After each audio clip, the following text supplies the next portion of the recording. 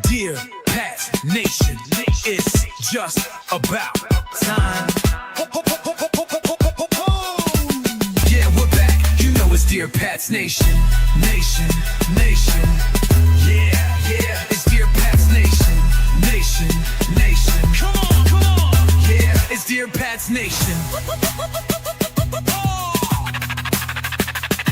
And the show starts in 3, 2, 1, go. Yes, and we are back, and welcome back to Dear Pats Nation, an episodic in-season YouTube podcast that talks about everybody's favorite villain, the New England Patriots. I am Toronto's pride and joy, Mr. Ray Rout, and as always, I'm joined by the best help that money can buy, the heartthrob, Boston's resident angry nerd, Mr. Producer Mike. And all we can really say is thank you for tuning in as we get ready to talk about the Patriots opening preseason game tie versus the Indianapolis Colts. What we'll see when the Patriots and the Philadelphia Eagles participate in 2 joint practices, and the second preseason game of the season. Preseason sucks, people. However, since you're all here, we're ready to go. Let me start with this. Devin Witherspoon just landed a 4-year, $132 million deal with the Seahawks.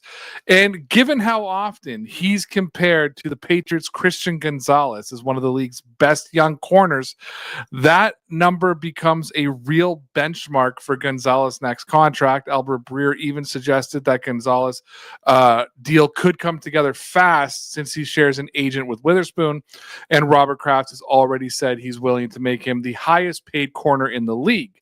Now, Mike, does Witherspoon's deal tell you what kind of number Gonzalez is going to get, and should Patriots expect to see a deal get done soon? I would hope so, right? Within the next couple days here, we have the framework now. I think the contract number for Witherspoon was a little over $100 million guaranteed. Was it $102 million? So I expect Christian Gonzalez to be actually quite significantly above that number as far as guaranteed money, and I would expect the yearly value to be a little bit higher, around $35 million a year. So ESPN's Jeremy Fowler reported on Sunday that Christian Gonzalez contract talks with the Patriots really hasn't been all that smooth throughout the entire offseason. And with Gonzalez is reportedly unhappy about Robert Kraft going public and saying that the team offered to make him the league's highest paid corner. Fowler pointed to Devin Witherspoon's, obviously to his contract of $33 million a year. $33 million a year. That is the fresh benchmark, given where the market's gone for star non-quarterbacks. Mike, yep. We talked about this last week, but since it came up again this week, and because Christian Gonzalez is such a critical player for the Patriots, does the Patriots owner Robert Kraft speaking publicly about the offer actually help push the deal towards the finish line? Or do you think that, lo and behold, it backfired again and put more strain on the negotiation?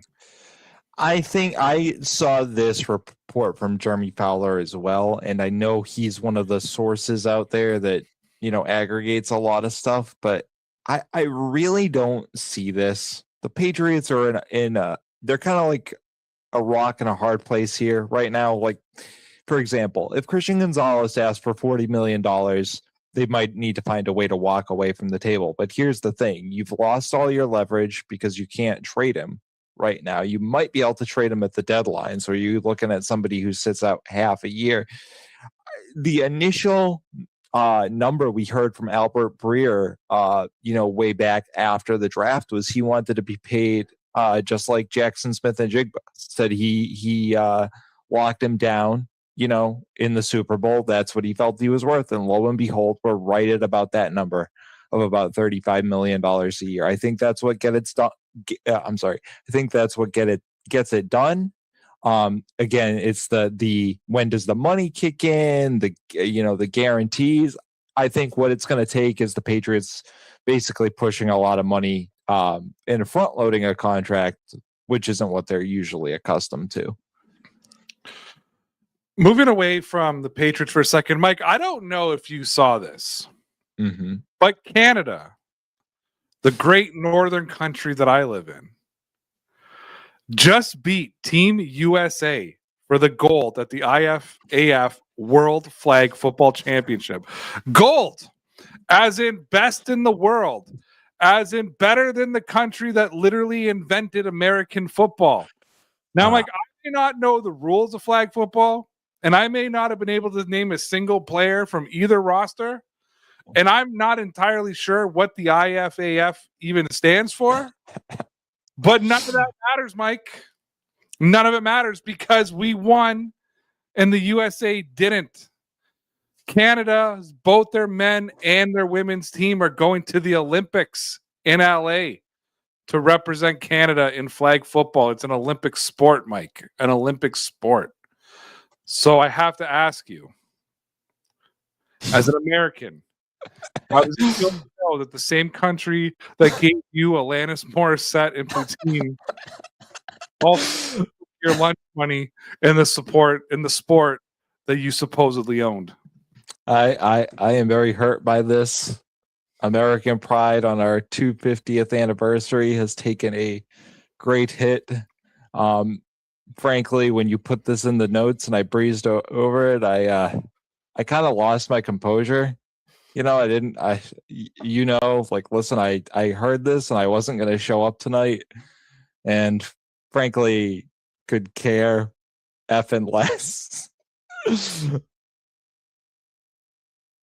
We love Canada, though. We love Canada. I could care less about that game that they play with pucks and sticks. Talk about it all the time, and yet curling. I think so. With skates, right? They throw rocks at the net, and the goalie tries to save it. Right? That's curling. Yes. And the USA beat Canada in the curling gold medal hockey curling game. I believe so. They play on like the frozen stuff. Yep. Yeah. And I didn't care at all, but people like Mike kept messaging me about how the USA has taken Canada's game. So I just want to let you know we have taken America's game, and it feels good, Mike. It feels good. Slow chat tonight, but nobody's talking about yellow eyes or whether Mike is stoned or anything else. So we appreciate y'all who are coming in here. I don't get stoned on Mondays, guys. Come on now. All right, Mike. So a little bit of more disappointing news, I guess, because why not? It's Dear Pats Nation. It's what we do here. But the Patriots, in my opinion, at least, took a real hit to the interior of their offensive line. Both Ben Brown and I'm going to butcher this, but both Ben Brown and Andrew Rupicic went down with injuries in Thursday's preseason opener with the Colts. Vrabel confirmed on Sunday that Brown's expected to miss multiple weeks, likely through the end of the preseason, and it's a tough blow given Brown's ability to swing between both the guard spots and the center as needed. It's already forced New England's hand, signing some depth linemen, Darian Delcourt and Joe Mikulasky, I think his name is, to fill that gap. I'm gonna interrupt you for 1 second because we had some breaking news on this about 5 minutes ago. The Patriots have signed 11-year NFL veteran guard who was starting for the Giants, Greg Van Roten. Okay, to a 1-year deal. So there's your veteran depth signing at the interior. So is that replacing what Brown brought to the team? Can he swing into the center line as well? Way to break the news too, Mike. I didn't know about that because I had a whole question lined up about flexibility and all that kind of good stuff. Is there still flexibility, and can he move into that sort of swing role that we saw Brown play? It says veteran guard right here that I'm reading real quick. It doesn't mention anything about center. Okay. So let me look into that and I will let you know. Okay. So when you're looking into that, let's talk a little bit about KJ Britt. Should we? Sure. Did you enjoy watching KJ? Also, I thought, did you enjoy watching KJ Britt play on Thursday night? I watched about 7 minutes of that football game, and I think he was involved in one of those tackles. Yeah, so he was one of the standouts of Thursday's preseason opener against the Colts. He started the night by stuffing a run 2 yards behind the line of scrimmage, and then he later came alive again, chasing down Anthony Richardson and punching the ball free for a turnover. A hustle play that's going to look even better on film when Vrabel and the staff are reviewing tape roster cuts. I guess, I don't know if you've read about it or done anything about it because I had it all set up, but do you have any take on his performance? Do you see him as a guy who makes his team? What's your thoughts on KJ Britt? I think he's going to make the team definitely as a special teamer. He I think that's what he was primarily signed for, but he has actually shown up a little bit as a linebacker, which is a good thing. This seems to continue a Patriots trend right through Belichick of getting these special teams guys that the Patriots tend to demand a little bit more of. They tend to evolve here a little bit. So perfect. And I just want to take a second here and say to everybody who's watching, if you're a fan of the New England Patriots or a fan of football, or even if you're a sycophant for the Buffalo Bills, give this live stream a like and a follow. Mike and I will be here every week throughout the season, breaking down the latest and greatest in the worlds of your favorite team and America's favorite team and the world's favorite team playing the world's third favorite sport. So tune in, Dear Pats Nation. We're here every Monday-ish at 7 p.m. Eastern time. Mike is dropping his cameras everywhere. Anyways, listen, Mikey Vrabel. You know Mikey Vrabel?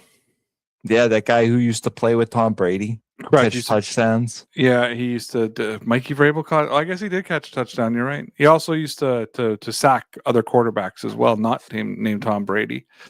Didn't hold back this week, going after rookie Gabe Akis during that preseason game, pulling him aside and getting on him. What he felt was, and I don't like this, Mike, a lack of effort. I don't like hearing lack of effort from a player.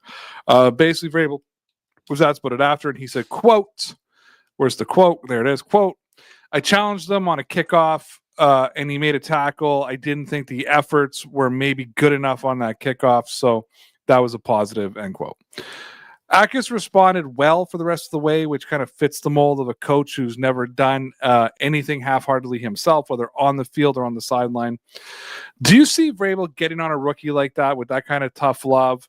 Do you believe that you think it's going to give him an edge and it's going to give this team an edge, or do you think that it's a detriment to this team when the head coach is kind of on players like that? Because it can flow either way, and it has to be from a respect level. How do you feel about him calling out effort on Gabe Akis? I think it's fair, right? This is a guy who showed up late. They expected to be their primary, high pick contributor. So, let's basically call Gabe Akis like the first round pick this year for the Patriots, right? There's a lot riding on him with how thin that how thin the edge position is. And I think a little tough love in this case, right? Like, Vrabel's good at reading a room. We saw it last year. Like, he was trying to kind of get a little bit more out of Javon Baker. They ultimately released him, but that was a case where Vrabel was trying to use a little bit of honey, versus the tough love approach. So I think he's good at reading the room. And plus, when you have a guy that played defense at a high level, won championships, he's making it known that the expectation this year is, like we've always talked about, to get back to the Super Bowl. This isn't last year. This isn't like, let's see how many games we can win and how far we can get. Your job is to come in and compete for a championship. Yeah, 100%. I'm glad you talked about him coming late, because Gabe Akis didn't sign his rookie deal until I believe it was the second day of training camp. Correct. That means that he missed the entire spring program. Now, I will say this was reportedly tied to a knee cleanup procedure from this offseason, though those details have never been completely cleared up. But I guess the Patriots wanted to give him less money, and there was... Anywho, it was never cleared up. Whatever the reason, a rookie with zero NFL credibility to his name wasn't in the building on day one. And I hate that for a guy we're supposed to be excited about and that the Patriots are supposed to be relying on. I don't like it when rookies show up late or hold out over contract issues. Refusing to sign and get to work, to me, says something about the player before they've even proven anything on the field. And I say this by last week saying I had no problems with Christian Gonzalez sitting out of spring and OTAs for his contract because he's a proven commodity and a proven player of what he is able to accomplish in the National Football League. Gabe Akis isn't. So listen, do you agree with this take? Do you think it's being unfair to hold against him, given the circumstances? Like, what are your thoughts on it? I don't think you're being unfair. I would just paint the picture a little differently, right? I think it was actually more the Patriots that held up the signing process because they found out he had a procedure that they weren't aware of. So they kind of wanted to put the brakes on it and put some guarantees in there to protect the team. Now, ever since Gabe Akis has been back, he still has needed intense coaching to catch up, and supposedly, or not supposedly, but from what I've read and seen and what has been aggregated, Mike Vrabel has been coaching him directly throughout this whole process to help kind of speed him along. And the player doesn't look like he was sitting on the couch, looks like he came in shape and wants to put that all behind him. So I will call this a speed bump. I would say generally you're correct, and I have those same fears. We've seen that a lot here over the years. Rookies that don't get the best start, tend to be off on a rocky journey. But I'll give Akis a little bit of the benefit of the doubt here that it maybe was a one-off situation. We want to say hello to Jarillo 203. Salute Ray and Mike. Good to see you back on the podcast. What's going on? I hope to get a Connor appearance this year. I hope that Connor will just answer my call, let alone get him on the podcast. I've done something to irritate Connor Carney. I'm not sure what it is, but I've been ghosted and ghosted again. And we'll just say hello to the animal before we move on to the next spot. Love the Muppets, by the way. Let me finish one thought here because I did pull it up. Greg Rotten has 100 snaps of center experience recently with the Giants, so he does have some versatility there if they need it. So he can play that swing role a little bit if he needs to until Brown is up and ready to go again. Correct. Yep. Perfect. So the Patriots' run defense had real issues in the preseason game. They gave up 133 yards on the ground at 4.9 yards per carry per clip. It was a concern of mine going into this season, as you know, Mike, was what the run defense was going to look like. And at least from a depth perspective, it didn't look great. The defenders were taking bad angles. They were losing containment against Anthony Richardson. And that struggle comes against a defensive front that's already considered a little thin. The linebacker and edge groups took a hit this offseason, losing Clavion Chaseon, Jack Gibbons, Anthony Jennings, and Jelani Tavai. With new faces like Draymond Jones, Gabe Akis, and a retooled linebacker room still figuring things out, with defensive line depth already a question mark for the season, how much of Thursday's run defense issue is the scheme and angles versus a real depth problem up front? I do think they have a depth problem at edge and linebacker. We talked about this. This conversation goes back to last year, right? They were thin on the edge last year. Robert Spillane wasn't available. They had Jack Gibbons, who stood in pretty well for a while, but outside of that, it was a problem. These are things that aren't going to be cleaned up overnight. Again, giving Mike Vrabel the benefit of the doubt, he doesn't seem to be worried. I will chalk a lot of it up to, these are depth guys, third, sometimes fourth string guys. And when you put them all together, or let me explain it this way. When you put a second string guy with all the starters, that second string person can get elevated. When you put all these second string guys with third and fourth string guys, the whole thing can just kind of unravel, right? Because it all becomes a mess. That's how I kind of view this potentially. So are you? So if I'm going to paraphrase this for people, you're basically saying that, hey, this is just a bunch of third stringers, and they're going to play like third stringers when they're all together, or there could be some depth guys in there that you plug and play with the starters that could actually contribute.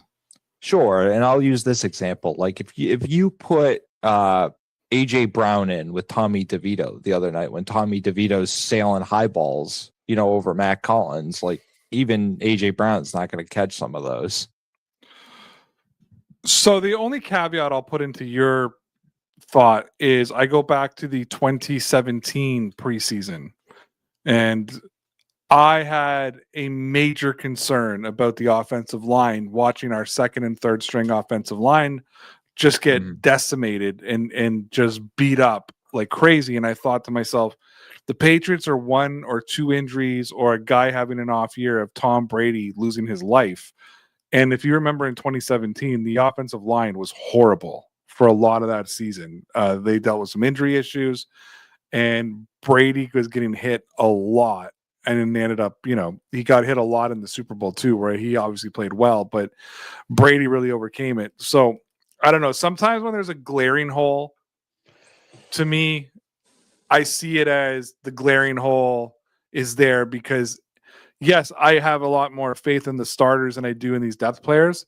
Yep. But that means you're one injury, you're a guy a little hobbled, you're a guy taking a day off, you're a guy away from the third stringers being that first string rotation for you.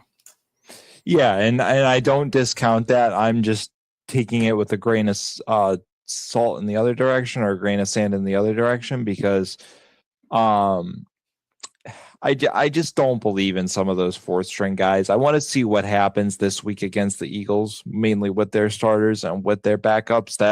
That's where I'm kind of at.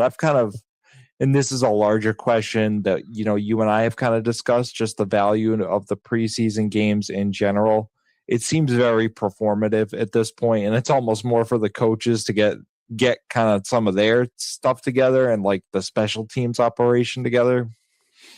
Yeah, if you were watching the Patriots broadcast, just to provide some context there, the Patriots have got a turnover, and I don't know if it was Jason or Devin McCourty that was on the call, but they were like, it was both. Yeah. Or was it both brothers? Yeah. Okay, so the McCourty, I don't remember which one said it, but the brothers are on the call, and they're like, okay, you just got a turnover. Like, now it's time for a deep ball. And then they handed the ball off, and he's like, come on, Josh McDaniels. And to me, I was sitting there going like, it's the second quarter of the first preseason game. Like, Josh McDaniels is not tipping his hand to anybody on what's happening. But it's just funny to hear, you had Zoe and the McCourtys, 3 former players in the box who wanted to unleash it. Now, Mike, stop me if you've heard this one before. Andy Borgalis had a rough night last Thursday against the Colts. A rough night. Missed 3 field goals, one from 55, 56, and a potential, let's call it a game winner, from 49.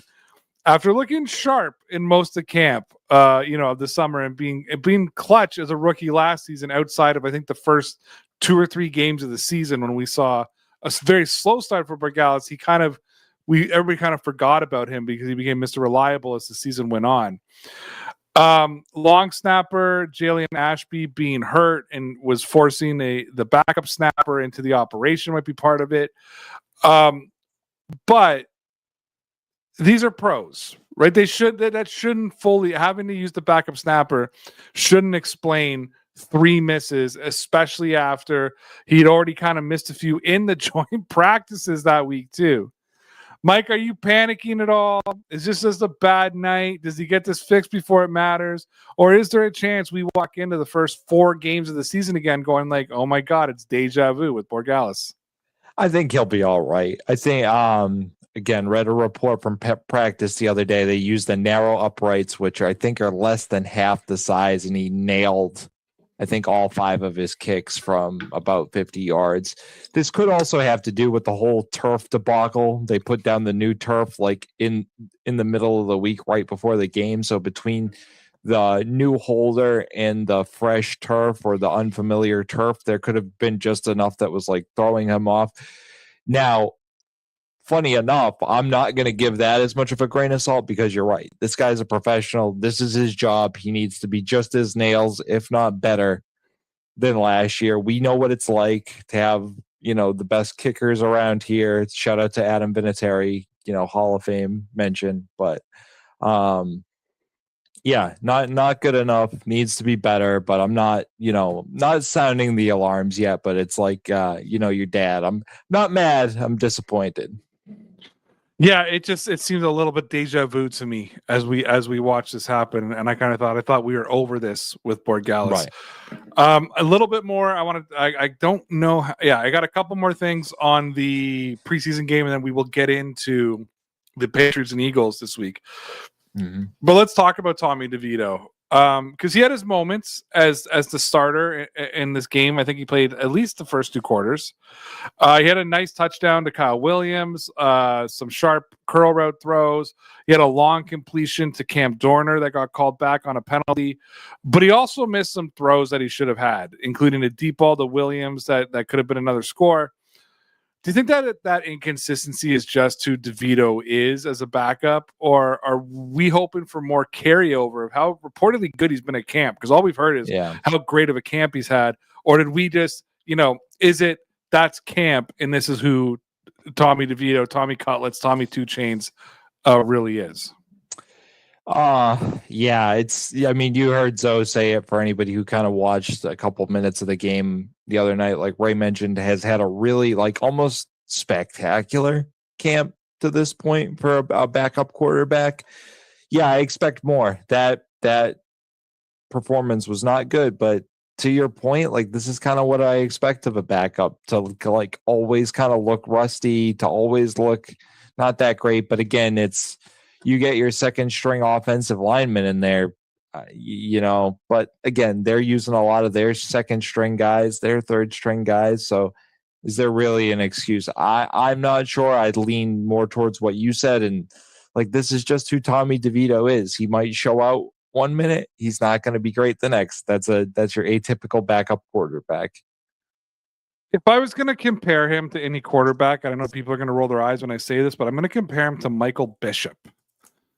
Because Michael Bishop, who when he was the backup quarterback behind Drew Bledsoe, and then eventually I think the third string behind Brady and Bledsoe, and then when he came into Canada and played for the Toronto Argos, Michael Bishop could hit you 50 yards down the field, and we saw DeVito splash that, but he couldn't complete a 10-yard pass. And that's what I saw out of Tommy DeVito.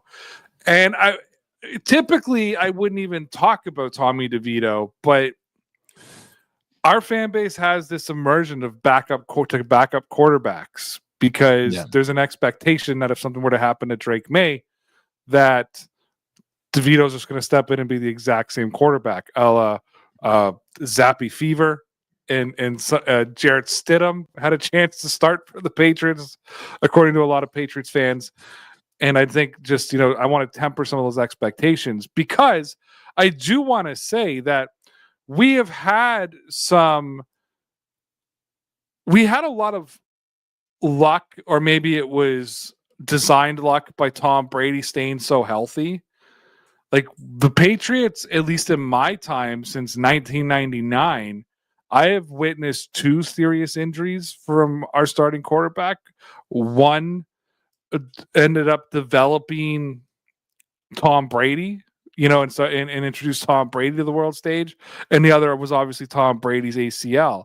So you have to assume that luck is going to run out at some point, and we might lose Drake. And I'm I don't want to, obviously, but you could lose Drake May for an extended period of time, or for a season, or we saw what happened to Kansas City, or you have him, but it's Mahomes looked like a shell of himself this year because he was really playing with a serious injury until they were out of it, and he was all right, I'm done now. So yeah, I think just pump the breath, everybody. We saw who he is, but he's got great nicknames: Tommy Cutlets, Tommy Two Chains. Says, is this Igor McJazz? Love the name. That is no longer available, people, for anybody who wanted it. Jimmy GQ was our best backup outside of Flutie. LOL. No, you're not lying. I mean, except that I found out Garoppolo was like a wuss that wouldn't play with a hurt finger, and Jacoby Brissett played with like a broken hand. So, anyways, Jimmy, Oh, go ahead. Sorry. No, I was gonna say Jimmy G's forever problem, just made of glass. Yeah. Real quick, before we dive in any further to the rest of what happened last Thursday against the Colts and what we want to see this week in the joint practices in the game against the Eagles, if you're rocking with the Patriots, do us a favor and rock with Dear Pats Nation. Hit that like button. Hit that follow. Mike and I are here every single week during the season, breaking down everything going on with your favorite team. Of course, those New England Patriots. So give us a follow, give us a like, give us all that kind of stuff. We're here on YouTube. We're not like, hey, find us here, find us there. Like we got like TikTok and YouTube, and that's it. So just come see us. I'm going to skip this question because it's kind of stupid. Okay. Did you just laugh at me? Was that one of mine? No. It was one of mine. Yes. But after I was kind of reading it when you were answering the last question, like when I was looking at what was next, and I was like, this is kind of. No, you know what? Let me ask it. You can see how dumb it is. Okay. Let's talk about Jesse Luketa and Brandon Swinson. This is where I've been, Mike. I've been doing my research. You told me I came too unprepared last year, so I've been like. And did one of them get like released today? Did they? I don't know. I didn't pay attention today. I think. Hold on, I'll look. I think Braden Swinson got released. Okay, then we'll talk about it because they actually showed some real pass rush just in the opener. Mike, you told me to watch the game. I sat there and watched the game and took notes. I also told you to watch for like 7 minutes. I watched 3 quarters. Ray literally texted me at the end of the fourth quarter and was like, "4 sucks." Yeah, I was like, I can't watch anymore. Oh, I'm sorry. I was thinking of a guard. Yes, Braden Swinson, the pass rusher. Yes. Okay. So okay. Both Jesse Luketa, and Brandon Swinson, both flashed some real juice. I saw it, Mike. Yeah. Like they showed some real juice. Now, granted, they're going up against 3rd and 4th stringers on Indy's side, but they showed some real juice in a part of the game that I think the Patriots are going to have a difficult time with. Anyway, Swinson's pressure led directly to John Saunders Jr.'s interception, and Lakuta's led to Joshua the Farmer's sack.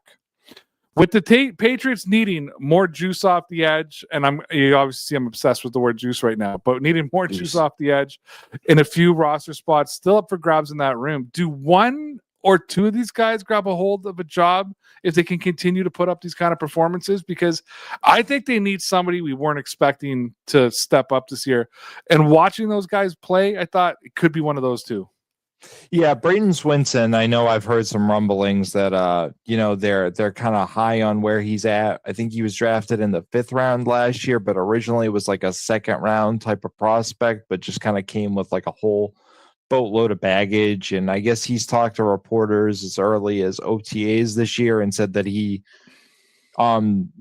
essentially was like, I realized I needed to take a more serious look at the NFL or approach to the NFL. So has like changed his diet, changed his training regimen, coming into the building earlier, like the whole thing you want to hear out of a 2nd year kind of mid-round draft pick. So I expect a little bit out of Braden Swinson this year. Maybe not, I'm not expecting him to get 10 sacks out of nowhere, but be like a good rotational depth guy that could get a couple pressures and a couple sacks by the end of the year and go like, oh, okay, we have something to build on for year 3. That's what I expect. So we're going to talk a little bit about the run game now, because it is something that you and I talked about off air last week, and you said you wanted to continue the conversation. Yeah. I have set this up. So if you jump too far ahead, I'm going to stop you and pull and bring you back, because I've kind of set this whole thing up. But let's start with this. Terrell Jennings has now landed on the season-ending IR. Yep. He was somebody who I really thought was going to be like the Patriots' 3rd or 4th probably their RB3 this year, and now he's gone for the year, and that leaves that RB3 job wide open. Yep. And Jam Miller, he got the ball a lot, and they gave him the rock a lot, but he didn't look great to me. Yeah. He didn't look great. Then you got Larison, who I think came in the third quarter. Jermichael Hasty, Hassan Haskins. None of them separated themselves on Thursday. Miller and Haskins, they bring kind of that more bruising downhill style. Larson and Hasty bring more of that receiving value, which I don't think they need because both Ramondre Stevenson and Henderson can both go out and catch the ball. Who's your pick for that RB3 job? And does the versatility win out over the power run for you here? But I mean, someone's got to do it. They need 3 running backs. Someone's got to be it. Who do you see being the third? This is tough for me because the depth running backs, like you said, haven't really separated themselves. In fact, they've kind of done this shuffle in like the last 24, 48 hours where they put a couple on like IR and brought in some guys that, like you mentioned. This is totally up to them, and it's a cop out to me because I think they could use a stand-in more for Ramondre Stevenson to take some of those, bruising snaps away from him, because I don't think Travion Henderson is going to be good at that, even if you do give him a lead blocker. So I'd prefer more bruising back to take some of those snaps away from him. So this was something that you and I talked a lot about last season. So I want to clarify for anybody who may be confused by your straightforward answer. You don't want to see Ramondre Stevenson taking as many snaps as he's taken over the last 2 seasons.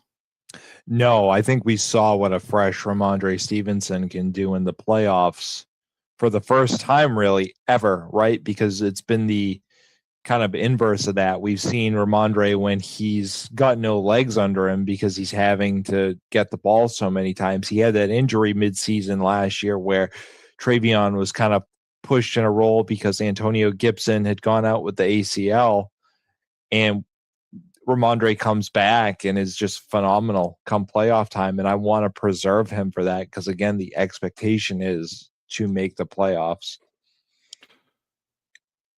So obviously a lot of the conversation is about who is going to be that depth running back for the Patriots, because obviously Ramondre Stevenson and Travion Henderson, they're the top 2 backs. Stevenson number 1, Henderson number 2. They play a different role. So it may actually, even though on the depth chart it'll be Stevenson 1, Henderson 2, depending on the game plan, could switch out about which running back is being used more because of how different they are. That being said, nobody's buzzing about the Patriots running backs. They're buzzing about AJ Brown and the impact that he's going to have on the passing game. But this Patriots offense is still likely to lean heavily on Stevenson and Henderson to control the ground game. Mike, this is getting into what you and I talked a lot about off air last week, and I thought we wasted an entire segment just talking to each other. Yeah. But I think it's worth going back and having this conversation. How much do you think the offense success still runs through Ramondre Stevenson and Travion Henderson, even with a true wide receiver 1 finally in the mix?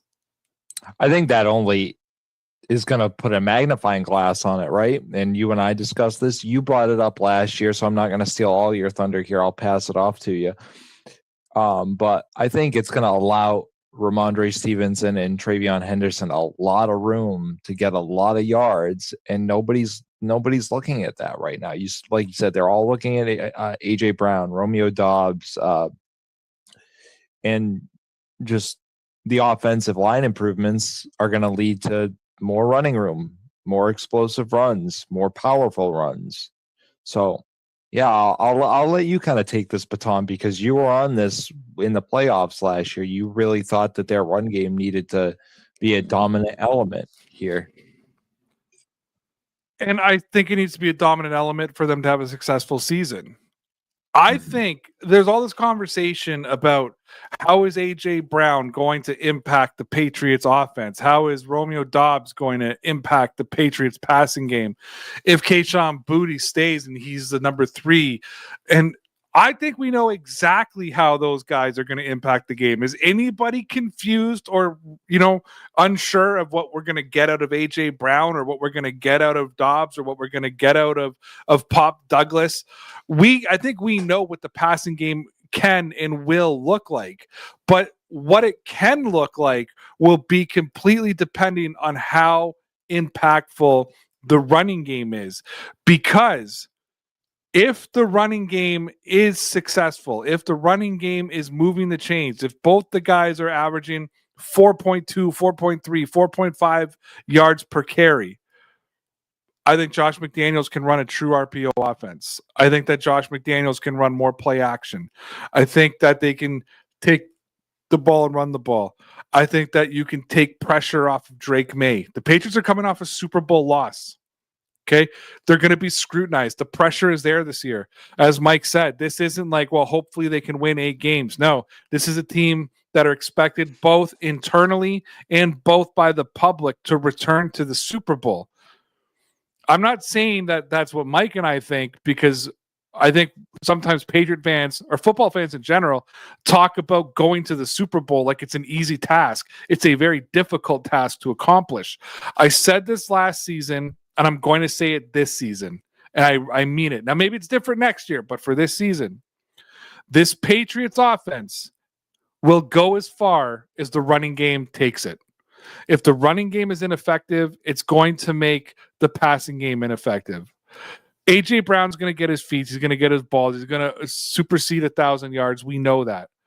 But it won't open up the rest of the receivers if the running game's not working. Now, I want you to imagine flea flickers and play action passes with AJ Brown running down the field and how wide open.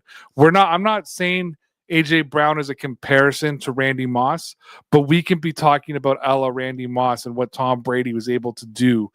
Think about that Steelers game back in 2007, absolutely embarrassing them down the middle of the field.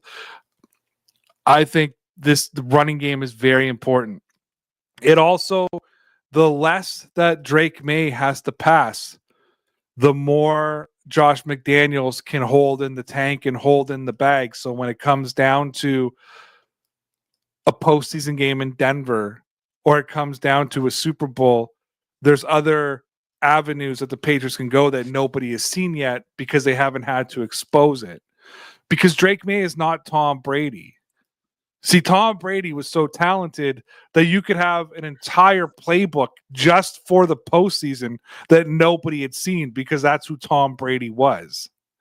Drake May's in his 3rd season in the NFL. He's not Tom Brady. He's not going to be able to do the things that Tom Brady was able to do. So I think that this was my elegant way of saying, if the run game ain't working, this Patriots offense ain't working the way you think it's going to. And I look at the running backs in the offensive line, and I'm with Mike. I agree with him 100%. They need to find somebody to take some pressure off of Henderson so that he can. I would love to see an old school Josh McDaniels game where, like, Ramondre, or not Henderson, takes the pressure off Stevenson, where Ramondre Stevenson like plays the first quarter and then we don't see him again until the 4th. Like, I would love to see an old school Patriots game like that. And that's how you save him. I don't know if everybody remembers this, but like LeGarrette Blount could come in and run for 100 yards in the first quarter, and we wouldn't see him back in the game until there was like 6 minutes left in the 4th. That was done by design. He wasn't benched. They knew before the game, no matter what happens, he's gone until midway through the 4th, and then he's going to come in and he's going to close out this game. I think they have that with Ramondre Stevenson, and I want to see, but that's going to put a lot of pressure on Henderson and whoever comes up and takes that role to make sure they keep that run game going. Yeah, and I'll just add one little piece to this before we move on is if this offense is potentially as prolific as everybody thinks it's going to be, right, a lot of passing, a lot of points, a lot of yards, the Patriots are really going to be looking to just, throw the ball into any running back's hands at some point just to kill a little clock, whether you're getting 2 yards or 10 yards, right? To pull 30 seconds or a minute off the clock, because if they are doing that well, you're not going to want to continue to put your receivers in harm's way. You're not going to want to continue to put Drake May in harm's way. So you're going to see a lot of that third running back, hopefully, and probably a lot of practice squad elevations by running backs that are kept on the practice squad. Okay, and that probably leaves us just enough time to talk a little bit about what we're going to see with the Philadelphia Eagles coming into Gillette Stadium. But let's start with a little bit of contentiousness, shall we? Mm-hmm. The Eagles are coming in for 2 joint practices. And I think for a lot of people, all eyes are going to be on the former Philadelphia Eagle, A.J. Brown, going up against his former team, especially with their split not being the most amicable, as we know. Jalen Carter already sent a bit of a warning to New England. Did you see this, Mike? No, I didn't. What did he say? So Jalen Carter said that he, quote, "If I was to get into any altercations, I don't try to start them.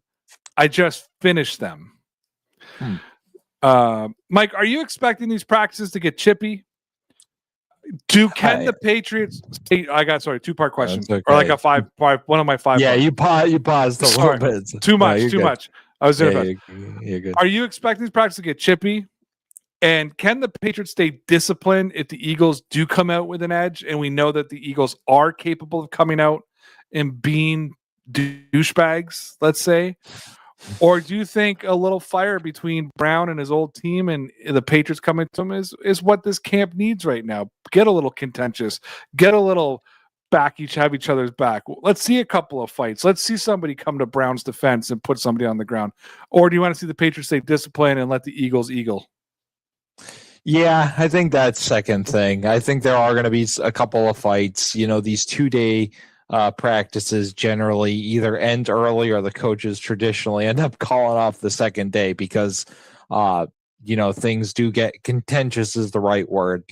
Frequently come to blows. I mean, I would love to see it stay civil, and I want to see what A.J. Brown primarily does against his former teammates, his former teammate cornerbacks that are both, all pro caliber, not just Christian Gonzalez. So, yeah, I think it's going to get contentious. I think in that spot specifically, right, the Eagles are looking to send a message with A.J. Brown. A.J. Brown's looking to send a message to his old team. I think Mike Vrabel's going to try to keep a lid on it, but let's see what happens.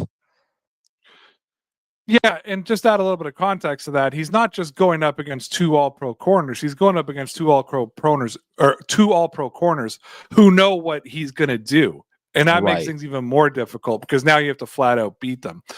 But Mike, you and I have had these discussions in the past that we don't like preseason games. We actually wish that everything would be joint practices. We think that you get more out of it, even though it's not as it's not as festive for the fans, and it's obviously not a moneymaker. We know everything comes down to the almighty buck. But Hunter Henry, Marcus Jones, and Christian Ellis all made the case this week in a really good article. I think it was on Nesson, to believe it or not, but made a great article, and it was talking to all the different Patriots players, and they were talking about why joint practices matter. And I'm just like, to paraphrase what they were talking about, it was like breaking the monotony of going up against the same guys every day, getting exposure to different schemes, sharpening techniques against new looks. Henry even pointed out that it's the only time during camp that the teams get to wear the same colors, and they really get to start competing against they're not just competing against each other, they're coming together. They're coming together as a team. Let's beat the other team. Let's be better than the other team. And you're no longer competing, Mike, that the Patriots players gave resonates the most with you. And what do you think the Patriots stand to gain the most from lining up against Philadelphia? I think the biggest thing, right, again, everybody's focused on the wide receivers and A.J. Brown. I'm focused on the offensive line. I want to see what that starting offensive line does against Jalen Carter and that whole crew on that defensive line, to get a real test to see where they're at, both starting and depth-wise. Because, again, I'm going to reiterate it. This is the second podcast, probably the third time we've talked about it, right, if you count the Super Bowl in a row. Drake May cannot continue to go on the ground at the rate he was going on the ground. Otherwise, it's going to lead to bad things. So that's what I want to see. I want to see what I believe would be the first real test for the Patriots starting offensive line, or at least 3/5 of it. Who knows if Morgan Moses will go, but maybe it'll be a good test for Caleb Lomu on that right side. So, Well, my interneted, and I missed Mike's whole answer, but I think it was a good one, and I hope that everybody enjoyed it. Listen, before we go further, for a last time tonight, I just want to throw out a quick reminder. If you've been watching the whole time, we appreciate you. Anybody who's just jumped in, who's just here, we know that people come in and out of the streams. If you're a Patriots fan, hit that like button. Give us a follow. Mike and I are here every single week during the season talking about the New England Patriots, so come on in. Look, AJ, I actually kind of like making this list because it's probably the best list I've been able to give, except for that 1 week in New England back in 2019. When it was the week. We had 1 week. Yeah. But I sit here and look at AJ Brown, Romeo Doubs, Pop Douglas, Kayshon Boutte, Mac Hollins, Efton Chisholm, Kyle Williams. They all look like locks to me. If the Patriots are going to go and keep all 7 of their top receivers. So that I look at guys like rookie Cameron Dorner, who's flashing enough to make things interesting on the back end. But I think it's almost one of those seasons where it's the front end of this Patriots receiver core is so good that there's not really an opportunity for a rookie to really do enough to impress unless he's really going to come in and impress. Does this mean that Dorner is fighting for a practice squad spot? Or do you think that if he could finish, have some good joint practice and finish the preseason strong, he could find himself in that receiver room, especially with odds are Kayshon Boutte will probably be traded? Well, I will tell you, Kayshon Boutte is making it harder and harder to cut him by the day. I don't know if you saw the clip. I believe it was from camp yesterday where he just went up over a defender and completely mossed them. So he continues to make it at least look like on tape it's going to be very difficult to cut him. I think that Kayshon Boutte is either a Patriot or he's traded. There's no cut. Yeah. There's no cut. Well, when I say cut him, I mean, I should say move on from him, right? Trade him. But no, I don't think this is the year where unfortunately you're going to see that undrafted rookie have a chance to join that wide receiver room, at least on the starting roster. They might try to stash one of them on the practice squad, but they're already full. They like Efton Chisholm, right? I don't think Mac Collins is going anywhere. And again, Boutte may find his way to staying on this roster for at least this year because he seems to be too productive. And just a note on Romeo Doubs. Everybody's been kind of down on him. Supposedly he's kind of popped this weekend. They've kind of reevaluated what his role is, kind of changed what he's doing a little bit, and he seems to have really picked up the chemistry with Drake May. So this receiver room, I can't believe I'm about to say it, but it is probably going to be something to behold. So moving off of that, I can't get through everything I wanted to get through this week. Sure. But there's a lot of it that I can carry over. We maybe have time to do 1, maybe 2 more subjects, but I'll look at this one here. So Josh McDaniels made it clear when he was talking to the media on Sunday that he's not going to try and force every receiver into that same mold. And we've kind of seen that in New England from time to time where they try to just, put everybody through the same round hole and they're all square pegs.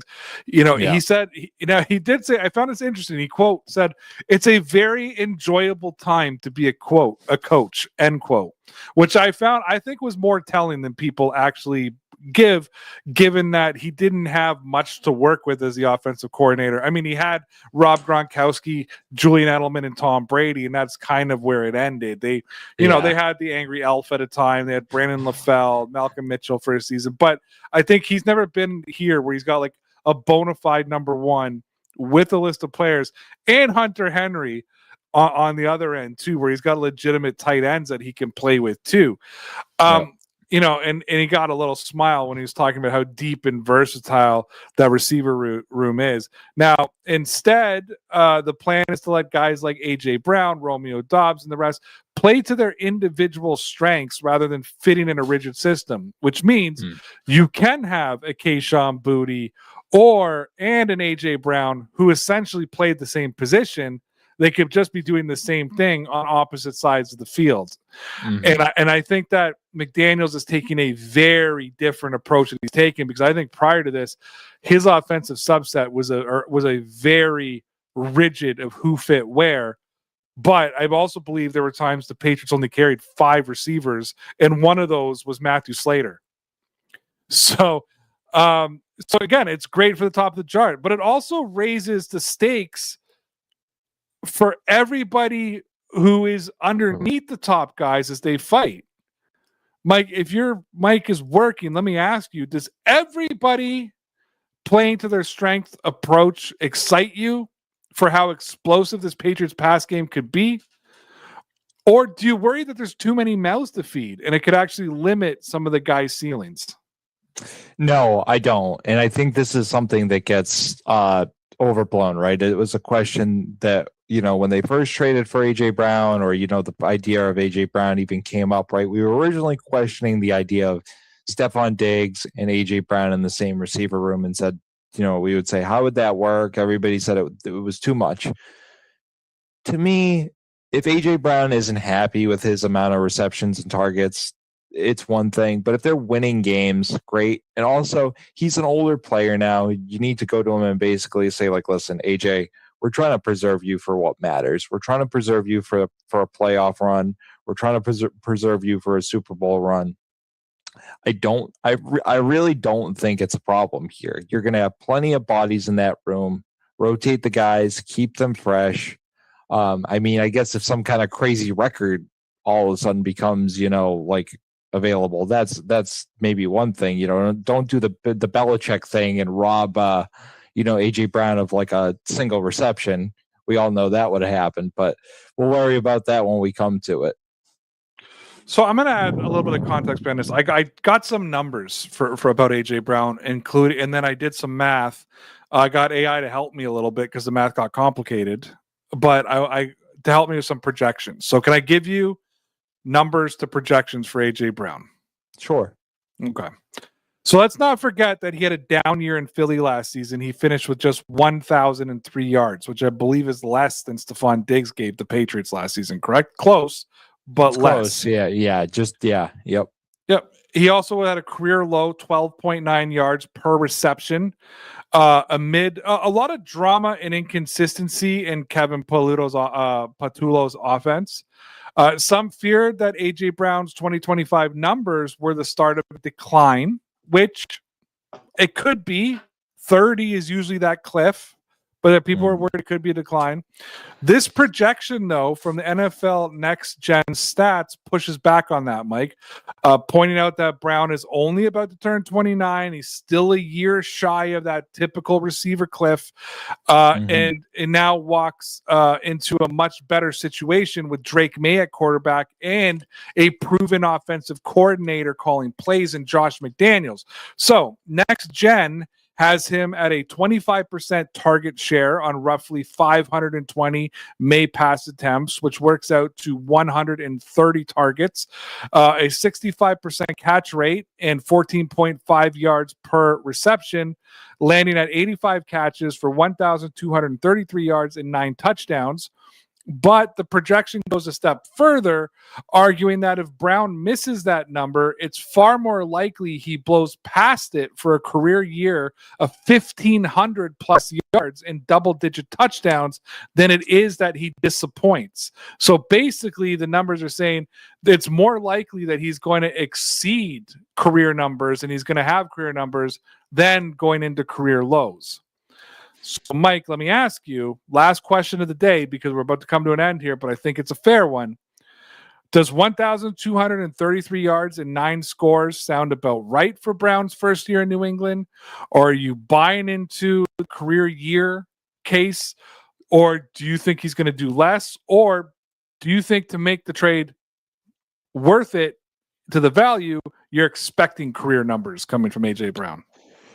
I don't know if I'm expecting career numbers. I'm not going to go with the absolute height there, as you mentioned, because honestly, if they are doing that well, I think it's going to be a situation where, again, Mike Vrabel is going to be trying to preserve AJ more than he is, going to be like, oh, let's go for that record. Let's get you an extra 20 yards, this kind of thing. But I don't expect even a slightly below 1,000-yard season from him, because that would be disappointing. You're expecting him, and this is one of the reasons that, again, you and I were saying keep Stephon Diggs, keep him, because if A.J. Brown comes in and gives you any less than what Stephon Diggs did and you traded a first-round pick for him, it's going to be a really bad look for the Patriots. Now, there may be context there, but I'm just telling you because we're talking about what's on paper. If A.J. Brown underperforms what he did with the Eagles, that is a bad look. And that just about does it for us tonight. As always, I hope that you enjoyed this conversation. Again, guys, hit that like button, hit subscribe to our channel.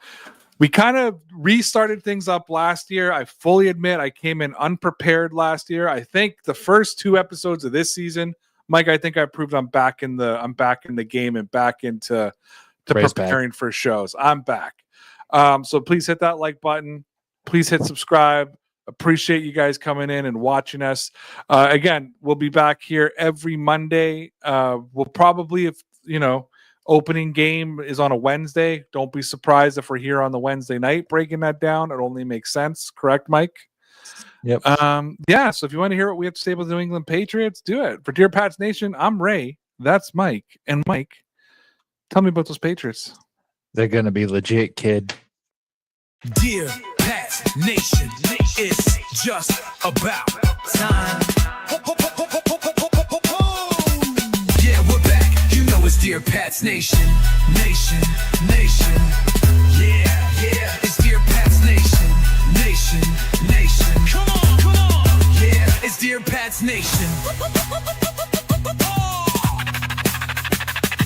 And the show starts in 3, 2, 1, go. No, I don't want pineapple.